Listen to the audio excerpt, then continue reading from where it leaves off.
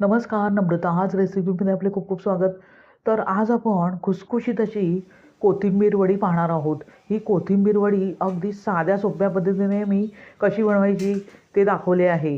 अगदी 9 शिक्क्यांसाठी ही recipe perfect अशी आहे. शिवाय बनवायला सोपी आणि ही कोथिंबीर वडी तुटू नये किंवा तेलकट होऊ नये म्हणून खास मी इथे टिप्स आणि ट्रिक्स तुम्हाला सांगितल्या आहेत. ते फॉलो केल्या तर कोथिंबीर वडी अगदी परफेक्ट अशी तयार कुरकुरीत अशी होते. तर लगेचच आपण रेसिपीला सुरुवात करूया. इथे एक जुडी मी कोथिंबीर व्यवस्थितपणे देठासकट धुवून 3 ते 4 वेळा घेतली आहे. कोथिंबीर प्रथम मिठाच्या पाण्यात मी घालून नंतर 3 ते 4 वेळा अशा प्रकारे धुवून घेतली आहे. म्हणजे त्यातील जी रेती असते ती पूर्णपणे निघून जाते. अजिबात कचकच अशी तोंडाखाली लागणार नाही म्हणून मी 3 ते 4 वेळा स्वच्छ पाण्याने धुवून घेतली आहे.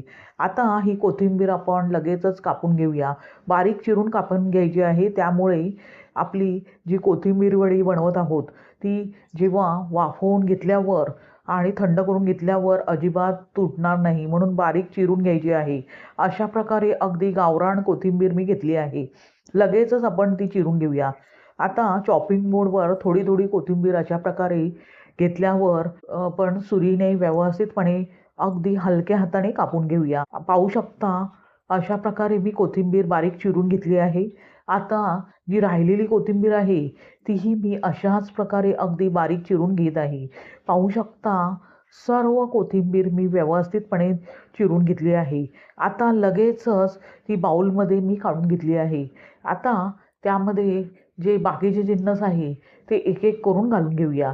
इथे मी 1 वाटी म्हणजे साधारणतः 2 मोठ्या इथे हिरव्या मिरच्या, अर्धा इंच आले, त्याचबरोबर पाव वाटी कोथिंबीर आणि पुदिना, धणे साधारणतः 2 मोठे चमचे आणि गरम मसाला घालून अशा प्रकारे हिरवे वाटण तयार करून घेतले आहे. त्यानंतर चवीनुसार मीठ, 1 चमचाभर पांढरे तीळ. पांढऱ्या तिळामुळे ही वडी फारच चविष्ट अशी लागते म्हणून पांढरे तीळ जरूर वापरा. त्यानंतर 2 वाट्या इथे मी ताजे बेसन पीठ घेतले आहे. त्यामुळे ह्या वडीला खुसखुशीतपणा येतो.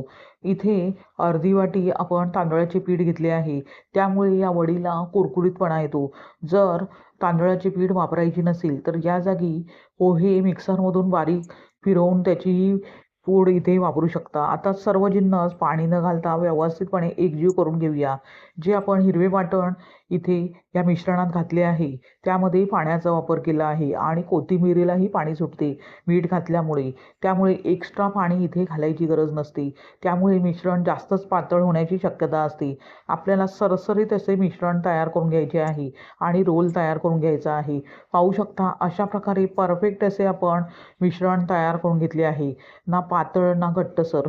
आता लगेचच रोल तयार करण्यासाठी इथे आपण ज्या प्लेटमध्ये हा रोल वाफवून घेणार आहोत त्यामध्ये एक पेपर ठेवला आहे. त्यामुळे अजिबात तेलाचा वापर इथे करायची गरज नसते. लगेचच हाताला पाणी लावून घेतल्यावर सिलेंडर टाईप असा या मिश्रणाला आकार देऊन घेऊया. पाण्याचा थोडासा हात लावला पाहिजे म्हणजेच अगदी हा रोलचे मिश्रण आपण तयार करून घेत आहोत ते हाताला चिकटत नाही. अशा प्रकारे अगदी सिलेंडर टाईप व्यवस्थितपणे रोल कोथिंबीर वडीचा तयार करून मी घेतला आहे. लगेचच तो भांड्यात ठेवूया. अशाच प्रकारे सर्व रोल मी व्यवस्थितपणे तयार करून घेत आहे. पाहू शकता सर्व रोल मी कोथिंबीर वडीचे तयार करून घेतले आहेत. लगेचच आपण हे वाफवून घेणार आहोत. त्यासाठी इडली पात्रात आधीच पाणी गरम करून घेतले आहे. लगेचच भांड्यावरील झाकण काढून घेतल्यावर हात सांभाळून ही प्लेट त्यामध्ये ठेवून देऊया. त्यानंतर भांड्यावर झाकण ठेवून गॅस मिडियम ठेवून आपण ही जी रोल आपण तयार करून घेतले आहेत ते व्यवस्थितपणे वाफवून घेऊया. साधारणतः 15 मिनिटानंतर भांड्यावरील झाकण काढून पाहूया. पाहू शकता परफेक्ट रोल वाफवले गेले आहेत. आता ते आतपर्यंत शिजले आहेत की नाही ते चेक करण्यासाठी अशा प्रकारे टूथपिक घालून बघायचे आहे. टूथपिक क्लीन निघत आहे. लगेचच गॅस बंद करून हे रोल आपण बाहेर काढून घेऊया आणि पूर्णपणे थंड करून घेऊया. पूर्णपणे थंड करून घेतल्यावरच आपण त्याच्या वड्या कापून घेणार आहोत. साधारणतः 1 तासानंतर आपण वड्या व्यवस्थितपणे थंड करून घेतल्यावर पाहू शकता परफेक्ट वड्या वाफवल्या गेल्या आहेत आणि जो पेपर त्यामध्ये घातला आहे त्याला अजिबात चिकटल्या नाही आहेत.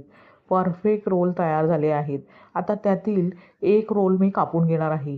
तुम्ही तुमच्या आवडीनुसार जेवढ्या तुम्हाला वड्या हव्या असतील तेवढ्या कापून घेऊ शकता आणि इथे मी मीडियम साईजच्या वड्या कापून घेत आहे. तुम्ही तुमच्या आवडीनुसार मोठ्या छोट्या जशा तुम्हाला जाडीच्या हव्या असतील त्याप्रमाणे सुरीने कापून घेऊ शकता. पाहू शकता सर्व वड्या मी कापून घेतल्या आहेत. आता ह्या वड्या मी शॅलो फ्राय करून घेणार आहे. तुम्ही डीप फ्राय करून घेऊ शकता किंवा एअर फ्राय करून घेऊ शकता किंवा हिंग, मोहरी, जिऱ्याची फोडणी देऊन त्यामध्ये परतूनही घेऊ शकतात. त्याही वड्या फारच चविष्ट अशा तयार होतात.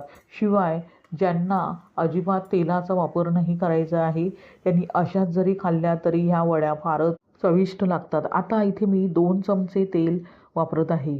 तवा व्यवस्थितपणे गरम करून घेतला आहे. तेलही व्यवस्थितपणे गरम करून घ्यायचे आहे. त्यानंतर आपण लगेचच कापून घेतलेल्या ज्या कोथिंबीर वड्या आहेत त्या अशा प्रकारे हलक्या हाताने त्यामध्ये ठेवून देऊया. हलक्या हातानेच ठेवायचे आहेत, नाहीतर तेल हातावर उडण्याची शक्यता असते. ही काळजी जरूर घ्यावी. आता आपण गॅस मीडियम ठेवून एक बाजू थोडीशी गोल्डन कलर येईस्तोवर आपण तळून घेऊया. इथे एक बाजू व्यवस्थितपणे गोल्डन कलर येईस्तोवर मी तळून घेतली आहे. साधारणतः 1.5 मिनिटानंतर अशा प्रकारे एक बाजू व्यवस्थितपणे तळून घेतल्यावर लगेचच एक समान रंगावर दोन्ही बाजूने आलटून पालटून या कोथिंबीर वड्या तळून घेऊया. पाहू शकता साधारणतः 2 ते 3 मिनिटानंतर वड्या अगदी व्यवस्थित तळल्या गेल्या आहेत आणि एक समान रंगावर मी गोल्डन कलर येईस्तोवर तळून घेतल्या आहेत. आता लगेचच टिश्यू पेपर असलेल्या आपण एका प्लेटमध्ये त्या काढून घेऊया. म्हणजे त्यातील एक्स्ट्रा जे तेल आहे ते टिश्यू पेपर शोषून घेईल आणि वड्या तेलकट होणार नाहीत. म्हणून टिश्यू पेपरचा जरूर वापर करायचा आहे.